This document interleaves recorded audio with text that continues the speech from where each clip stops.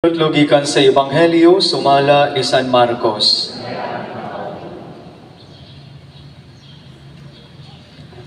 Samtang naglingkod si Jesus dool sa panudlanan sa templo, naniid siya sa mga tao nga nanghulog diha sa ilang mga halad. Daghang dato nga nanghulog o daghang kwarta. Unya miduol sa hulganan sa halad ang usa ka biyudang kabus o mihulog og duha ka dako. Gitawag ni Jesus ang iyang tinunan o giingnan. Labaw pa sa gipanghulog sa uban, ang gihulog nining kabus nga biyuda. Kaya ang uban mihulog sa sobra silang bahandi. Apan siya, bisan sa iyang kakabus, mihatag sa tanan nga iya. Gihatag niya ang tanan nga iyang gisaligan, aron siya mabuhi. Ang Ebanghelyo sa Ginoo. Ato nga Ebanghelyo nga gikudlo sa Ebanghelyo San Marcos, ang shorter version nga gikan sa chapter 12 verses 41 to 44, naghisgot mahitungod sa mensahe sa kalidad o kinaiya sa usa ka tinuoray nga paghatag, ang genuine act of giving. Unsa man gyud ang gibasihan niini? Ang tinuoray nga paghatag wala magdepende sa gidakon. Wala magdepende kung unsa ato makita sa gawas, kundi kung unsa ang kasinsiro o kaabri sa tao nga mihatag niini, regardless of the amount. Nya mao ni siya ang ipakita karon sa Ebanghelyo sa diyang ato Ginoong Kristo mihatag og comparison taling sa duha ka tawo nga mihatag sa ilang halad diha sa panudlanan sa templo. Kultura sa mga Hudiyo nga kung doon na sila'y mga kasaulugan diya sa templo, muhatag gid sila sa panudlanan diya sa treasury sa templo. Mauni ang gamiton alang sa pag-ugma, ug sa mga buluhaton, ug sa ang mga himuon diya sa templo, diya nila gikuha. Apil na nini ang maintenance. Unya, nining mao nga okasyon, dunay duha nga gihatagan og pagtagan ni Jesus aron pagkumpara, unya pagpadayag po dining punto mensahe mahitungod sa kinaiya sa insakto tinuoray gyud nga paghatag. Ang dato nga mihatag og daghan nga kwarta, samtang sa laing bahin ang usa ka gabus nga biyuda nga mihatag lamang duha ka dako. Gideklara o gisulti o gipahinumdum niya ngadto sa mga apostoles nga sa mata sa Ginoo ang gikahimutan mao katong kabus nga biyuda. Dili tungod kay aduna tay pro-poor mentality. Dili lang na siya mao ang punto. Kundi gipakita ni Jesus nga diha sa kinaiya sa duha, mas gikahimutan sa Dios ang biyuda. Dili tungod sa kagamyon nga gihatag sa biyuda nga makaingon ta nga simple manggod ang kinaiya sa biyuda, mauna nga gikahimutan sa Dios. Dili lang kana siya. Kung mutan-aw ta, it's all about the sincerity, the openness, and the willingness of the person who gives. Diya si Ebanghelyo gisaysay diri nga nganong gikahimutan magyud sa Dios ang kabus nga biyuda nga mihulog lag duha ka dako. Towards the end of the gospel, ang atong Ginoo miingon, ang dato although mihatag og daghang kwarta, pero mihatag siya gikan sa unsay sobra sa iyang bahandi. Sa lahat ng pagkasulti, kapin lang, fragments only, mumho lang, tipaka lang ang gihatag sa dato.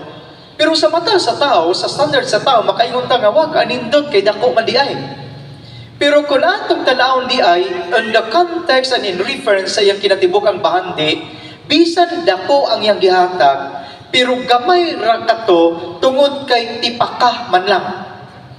Usaman lang kato ka portion sa kinatibuk-an gini nga bahandi. Samtang diha sa Ebanghelyo gipasabot ngano nga gikahimutan sa Dios ang biyuda nga mihatag lag duha ka dako. Giingon nga ngatong Ginoo, miingon nga ang biyuda gikahimutan tungod kay mihatag siya sa tanan nga iyaha.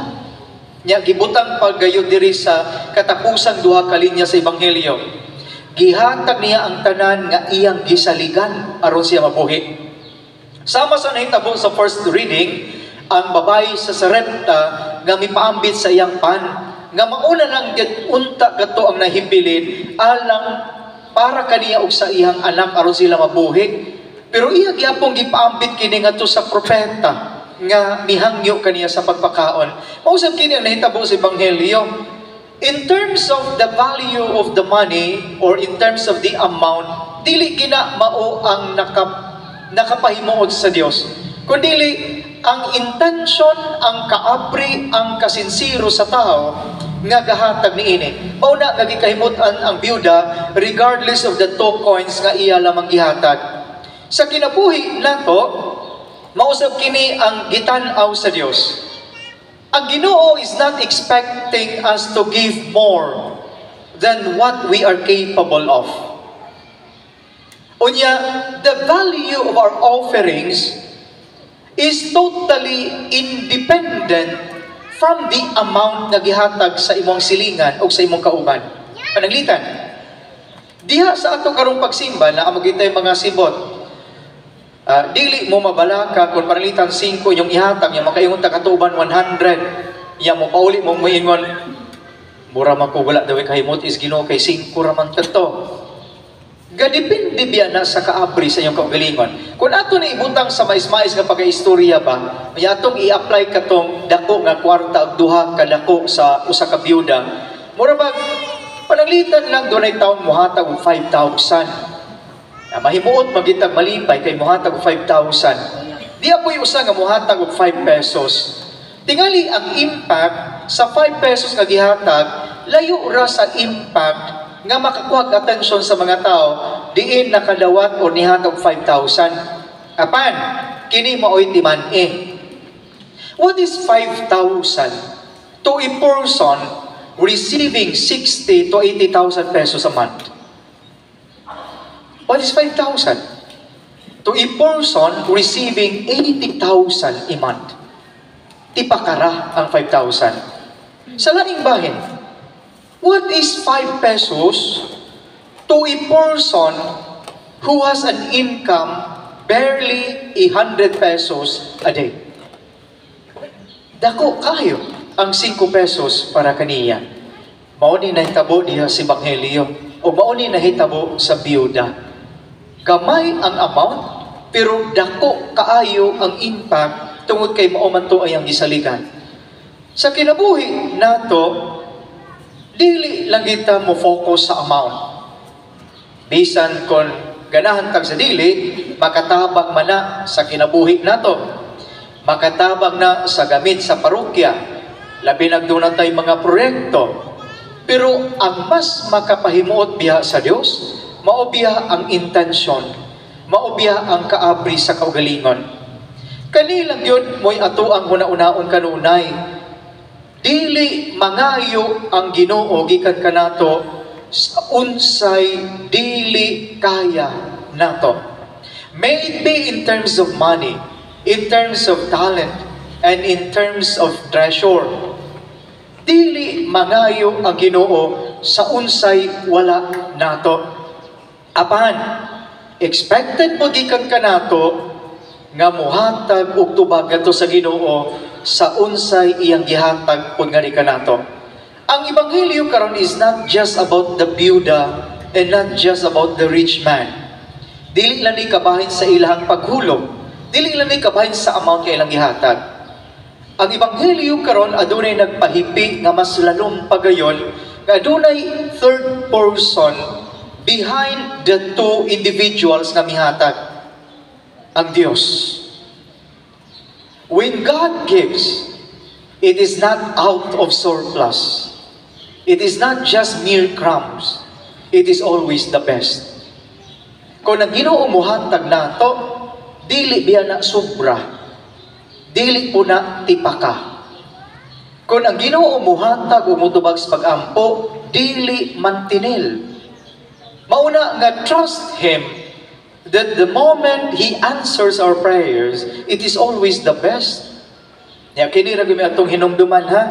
Sa iyang pagpadala sa iyang bugtong anak kari sa kalibutan aron pagluwas atong mga sala, it is not just the part of the Son, it is the entire Son, the whole second person of the Trinity nga iyang gipadala.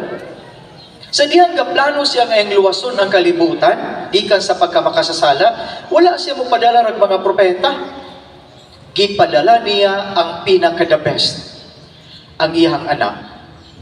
Every time we celebrate the Eucharist, God is offering us something the best.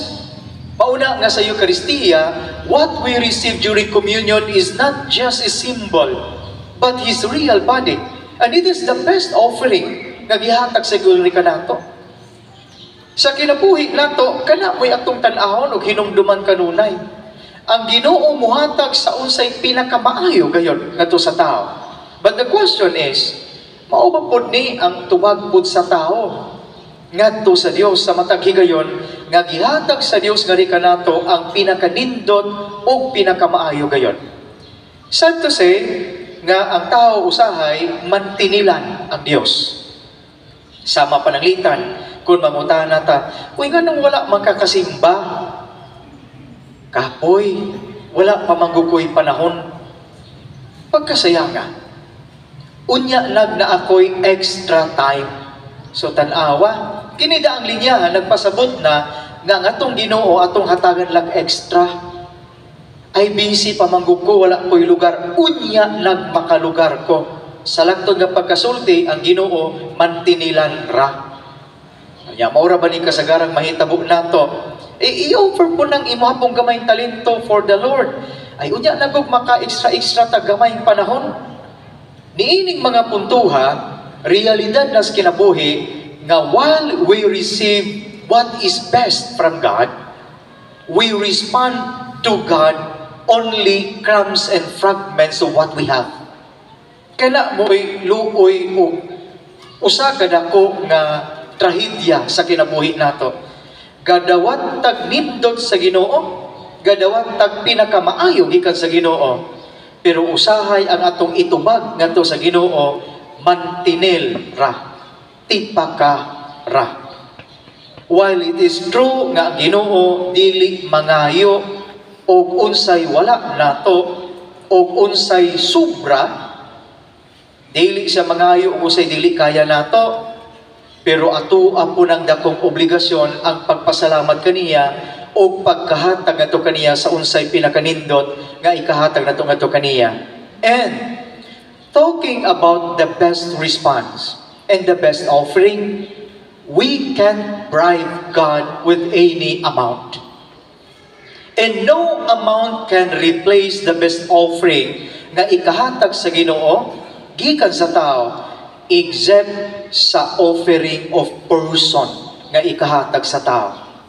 Dili nato pwedeng ingnon ang Ginoo, Lord, imo man kong giabundahan, imo man gitubag akong pangaliya, nakatrabaho man ko karon, nadawat man ko sa interview, naaman ko'y promotion nga nadawat, dako naman akong sweldo, Lord, magpa-Thanksgiving mas ko 10,000, pero dili lang ko musimba, kay naa pa ko'y project nga atuon. Dili nimo pwedeng ilisan with any amount ang pinakanindot nga offering nga imong ikabalos kadto sa Ginoo, ang offering sa imong kaugalingon.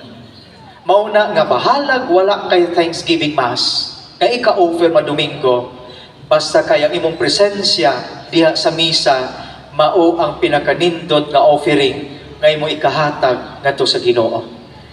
Amen.